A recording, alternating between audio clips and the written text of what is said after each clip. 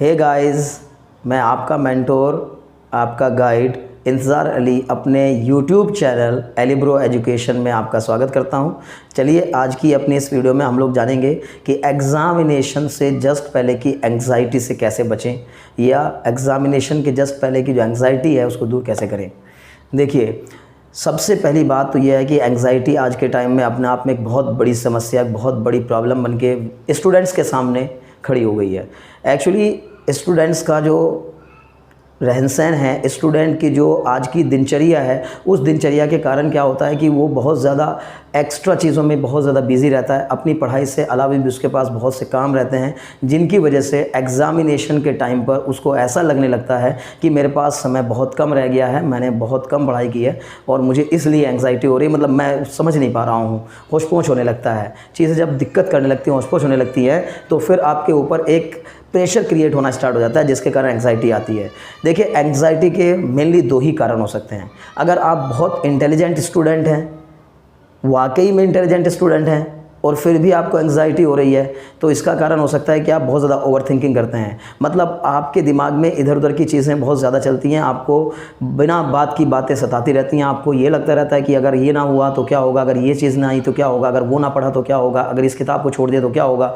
मतलब बहुत से बच्चों को इंटेलिजेंट होने के बावजूद, अच्छे स्टूडेंट होने के बावजूद, सब कुछ सही से पढ़ लिख लेने के बाद भी ये प्रॉब्लम क्रिएट हो जाती है कि अगर ये किताब मैंने नहीं पढ़ी तो क्या करूँगा, एग्ज़ाम में अगर इसी से क्वेश्चन आ गया तो क्या होगा, अगर यहाँ से क्वेश्चन आ गया तो क्या होगा, अगर मेरी रैंक थोड़ा खिसक गई तो क्या होगा, अगर परसेंटेज थोड़ा कम आ गई तो क्या होगा। मतलब वो इतनी ओवर थिंकिंग कर लेते हैं कि उस ओवर थिंकिंग के कारण एग्ज़ाम से एक दिन पहले इतने एग्जॉस्ट हो जाते हैं कि उसके कारण एंग्जाइटी क्रिएट हो जाती है और बहुत ज़्यादा टेंशन्स क्रिएट हो जाता है। तो जब आप ओवर थिंकिंग करते हैं तो बहुत ज़्यादा चीज़ें जो कि बेकार की होती है, जिनका कोई मतलब नहीं होता, जिनका कोई महत्व नहीं होता, वो चीज़ें भी आपके दिमाग में आकर के घुसना स्टार्ट हो जाती हैं। और वो चीज़ें जो आपको सही से तैयार करनी थी, जो आपको वापस मगअप करना था, जो आपको क्लियर करना था अपना एग्ज़ाम के टाइम पर, वो करने से आप भूल जाते हैं। तो एक कारण तो ये हो सकता है कि बहुत ज़्यादा ओवर थिंकिंग वो स्टूडेंट कर रहे हों जो बहुत इंटेलिजेंट हो।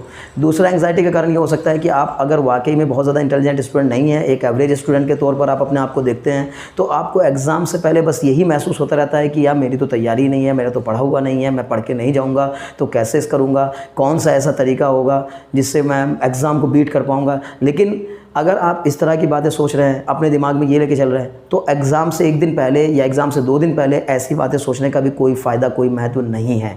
बस इन्हीं 2 कारणों से ज़्यादातर स्टूडेंट्स को एंग्जाइटी आती है एग्ज़ाम से एक दिन पहले।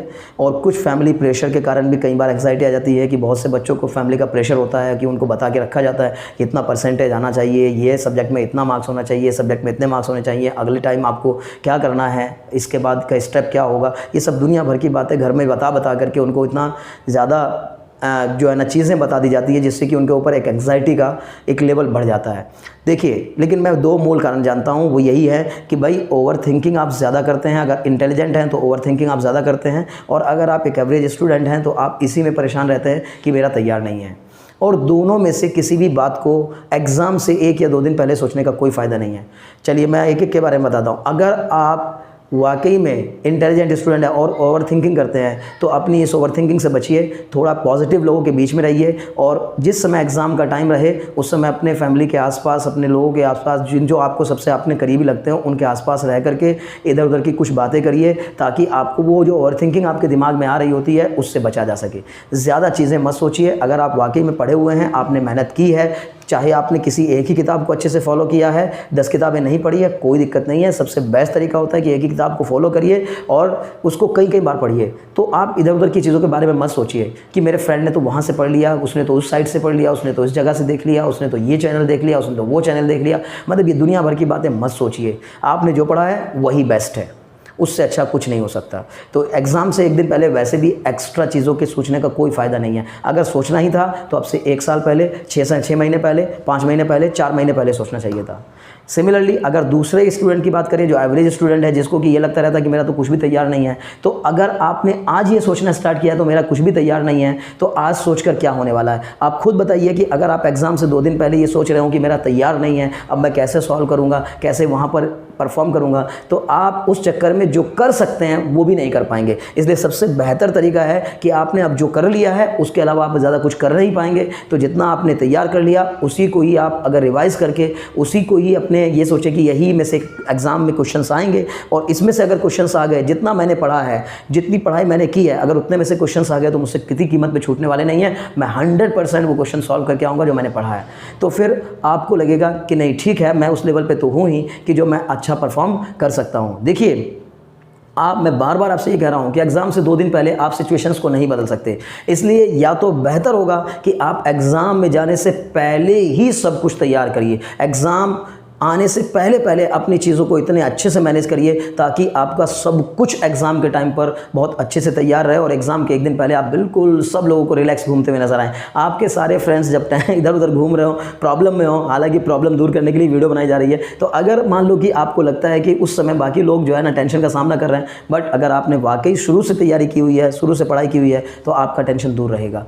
तो खैर मुझे उम्मीद है कि आप ये समझ गए होंगे कि एग्जाइटी को थोड़ा सा दूर करने का बेहतर तरीका यही हो सकता है कि एग्ज़ाम से 1-2 दिन पहले ओवर थिंकिंग मत करिए और एग्ज़ाम से 1-2 दिन पहले ये मत सोचिए कि अगर ये आ गया तो मैं क्या करूँगा, ये आ गया तो क्या करूँगा, मेरा तो ये टॉपिक तैयार नहीं है, वो तैयार नहीं है। जो तैयार होना था वो हो चुका। एग्ज़ाम से 1 दिन 2 दिन पहले जो आपको करना था वो आपने कर लिया। इससे ज़्यादा अब आपकी सामर्थ्य नहीं है। थोड़ा बहुत आप एग्ज़ाम के 1 दिन 2 दिन पहले कुछ चीज़ों को हल्का फुल्का एक रिविज़न दे सकते हैं, जो आपने पढ़ा उसको एक शेप दे सकते हैं। बस इतना ही आप कर सकते हैं, इससे ज़्यादा आप चीज़ें कर नहीं सकते। इसलिए बेहतर होगा कि आप ओवर थिंकिंग ना करें, बल्कि उस 1-2 दिन के समय को उन चीज़ों पर अप्लाई करें या उन चीज़ों के लिए लगाएं जो चीज़ें आपने पहले से छोड़ के रखी हुई है कि एग्ज़ाम से 1 दिन पहले मुझे ये फॉर्मूले याद करने हैं, एग्ज़ाम से 1 दिन पहले मुझे ये टॉपिक्स याद करने हैं, एग्ज़ाम से 1 दिन पहले मुझे ये टेबल्स देख के जानी है, एग्ज़ाम से 1 दिन पहले मुझे ये करना है। तो कुछ चीज़ें ऐसी भी हम लोग पूरे साल के साथ छोड़ के रखते हैं जिसको हम एग्ज़ाम से 1 दिन पहले के लिए छोड़ के रखते हैं। तो उन्हीं चीज़ों पर बस फोकस करिए और ज़्यादा इधर उधर की बातों को मत सोचिए। मुझे उम्मीद है कि आपने वीडियो से ज़रूर कुछ ना कुछ फ़ायदा उठाया होगा, ज़रूर कुछ ना कुछ सीखा होगा। अगर आप वीडियो से वाकई कुछ सीख रहे हैं तो और हमारे चैनल पर नए हैं तो इस चैनल को सब्सक्राइब कर दिए, बेल आइकन भी दबा दीजिए और अपने फ्रेंड्स में वीडियोज़ को शेयर करिए। Very thanks for watching.